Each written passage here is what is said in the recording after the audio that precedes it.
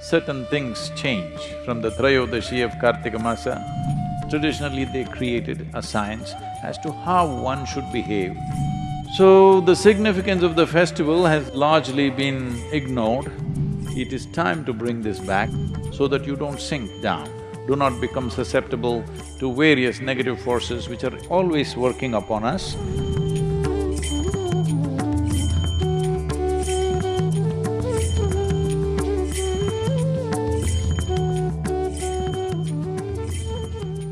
Deepawali time.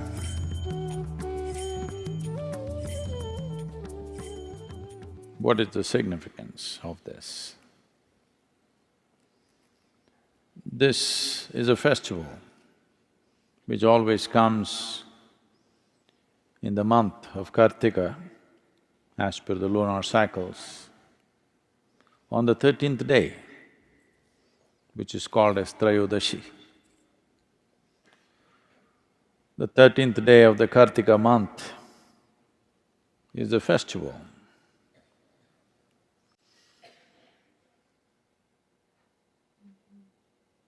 Traditionally, the science behind this is, on this day, everybody worships. On the Deepawali day, everybody is supposed to worship Dhanavantari, the deity dedicated to one's health and well-being.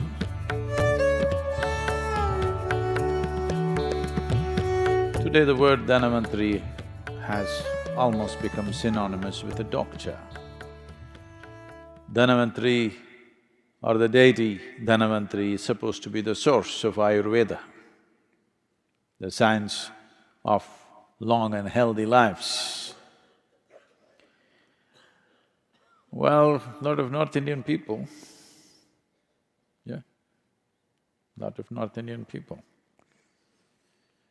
So, I don't know when they did this, because the nature of the language is like that.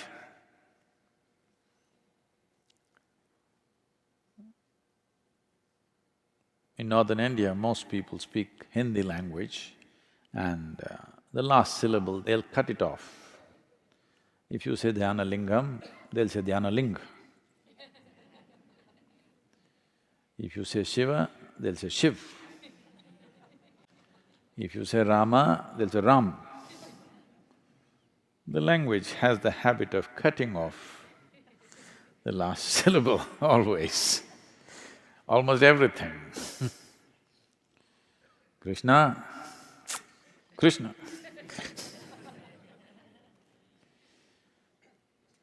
Deepawali, Diwali. Like this. So someone cut this Dhanavantari and Trayodashi and made it Dhantera. What was about health became about wealth. Dhan means money. Now everybody thinks Deepawali is about money. Why it is about health is, for those of us who live in the northern hemisphere, it is from this day onwards, certain things change. From the Trayodashi of Kartika Masa, things change. In a way, there is a slowdown of life. So for the winter months, what you should do with yourself, what time you should wake up, what you should eat, how your food habits should change, how your practices should change, for all this, traditionally they created a science as to how one should behave to pass through winter months without getting sick, without getting depressed, without losing your sense of balance and purpose in life. How to do this? For this, there was an entire science. Lighting of lamps and bursting of crackers was one of those things, so that you don't slip into a slowdown. There is genetically, there is a dimension, the evolutionary memory within us thinks that as winter months come, whether it actually got cold or global warming kept you warm, that's not the point. The changes have happened. The distance between the planet and the way the planet and the sun are positioned has changed.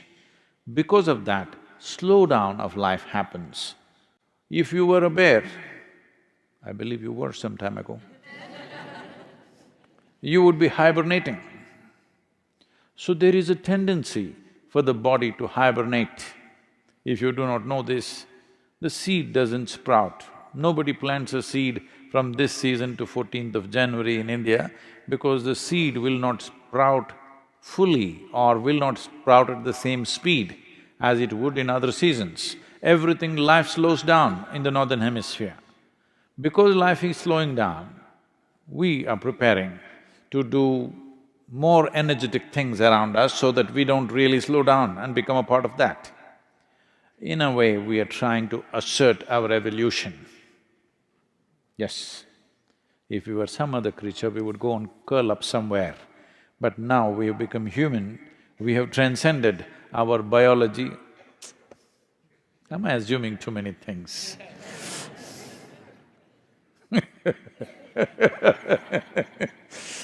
You are supposed to have transcended your biological tendencies. So, to transcend this, there's a whole lot of activity created so that you don't go into a hibernating kind of state. Physically slow down, mentally little bit of depression could easily happen in everybody because the season is like that. In colder countries, definitely people experience this. Huh? Yes or no? Because things have slowed down within you. In the northern hemisphere, not just you, everything has slowed down because our relationship with the sun has changed, which is the basic source of life. The basic source of energy on this planet is sun. Not because you came up with a solar panel, it's always been so. Now, because the northern hemisphere, its relationship with the sun has changed, you're looking away from the sun. There is a slowdown from this month, the 13th day of this lunar month, which is called as the Kartika Trayodashi.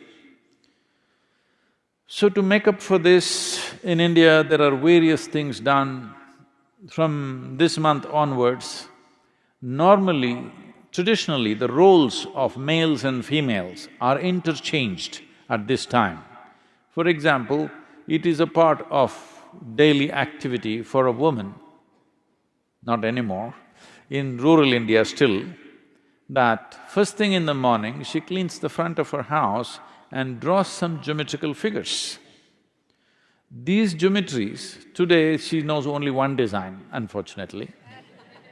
She keeps putting the same thing, or she got it painted, or she has a template and she puts it. Otherwise, she is supposed to use rice flour and every day, Monday, Tuesday, like this, every day of the week, she is supposed to draw a specific design, geometric design, to attract a certain kind of energy into her home. If it's a full moon day, a certain kind of design. If it's a new moon day, a certain kind of design. So 28 patterns were there, which people knew on which day what to put. So during these months, it'll become the duty of the men to do this. And this is the only month where men are supposed to go out singing on the street in the morning. Early morning, they're supposed to go singing on the street. Even today, a small number of people are doing this. In rural India to some extent, in urban India, once again a little bit of revival is happening.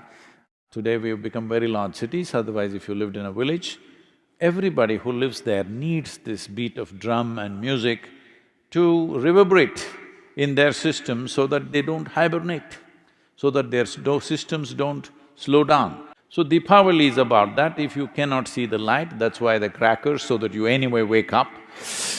At 4:30 in the morning, they will start bursting crackers all over the town so that everybody wakes up and everybody becomes alive. Because it is important in the winter months that you come up before the sun. The first ray of sun should not hit a blade of grass or some other worm or insect. The first ray of sun must hit you. This is the commitment.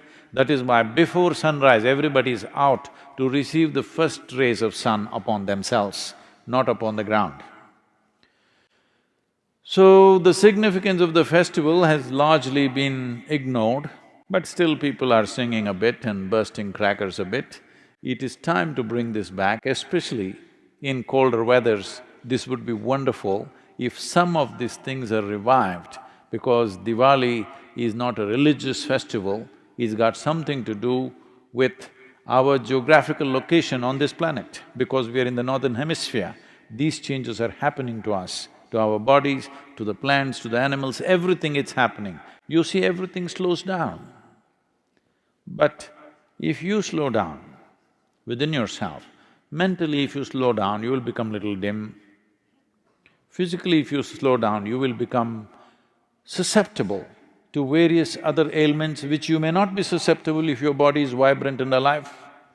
If this body is vibrant and alive, there are 1,000 infections within you right now, but you don't get sick because body is alive and vibrant.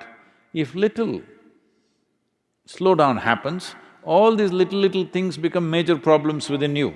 This is why the whole thing about Dhanavantari, the science of health and well-being, that it must be kept alive till 14th of January, everything must be kept alive.